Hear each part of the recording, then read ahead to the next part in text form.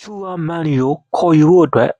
United တို့ကြိုးစားနေတယ်အားလုံးပဲမင်္ဂလာပါဗျဖုတ်ဘောand family မှနေပြန်လည်ပြီးတော့ကြိုဆိုလိုက်ပါကျွန်တော်ဒီနေ့စပီးသွားခြင်းနဲ့အကြောင်းအရာလေးရဆိုရင်တော့ Manchester United အသင်းဟာ Real Madrid ရဲ့ကစားသမားတဦးဖြစ်တဲ့ချူအာမန်နီကိုဆိုရင်တော့သူတို့ရဲ့လာမယ့်နှစ်မှာဆိုရင်တော့ကွင်းလယ်ပန်းအတွက်အားဖြည့်သွားဖို့အတွက်ခေါ်ယူဖို့စဉ်းစားနေတာပဲဖြစ်တယ်ဗျ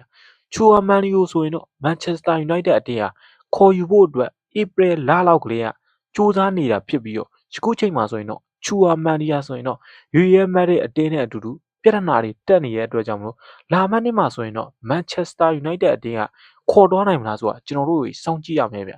ချူအာမန်နီရဲ့တန်ကြီးရဆိုရင်တော့အခုဆိုရင်တန်း80လောက်နီးပါးတွေရှိနေတာဖြစ်တဲ့အတွက်ကြောင့်မလို့ Manchester United အတင်းအနေနဲ့ဘာချက်ကိုစေ့တဲ့အနေနဲ့ချူအာမန်နီကိုခေါ်သွားမလားချူအာမန်နီယာဆိုရင်တော့ကမ္ဘာအဆင့် World Class အဆင့်ရှိတဲ့ကွင်းလယ်ကစားသမားတဦးဖြစ်တဲ့အတွက်ကြောင့်မလို့ Manchester United အတင်းအနေနဲ့တကယ်လို့ဒါချူအာမန်နီကိုခေါ်ယူသွားမယ်ဆိုရင်တော့တကယ်ကိုပဲကောင်းမွန်တဲ့ခေါ်ယူမှုတစ်ခုလည်းဖြစ်လာမှာတည်ကြတယ်ဗျ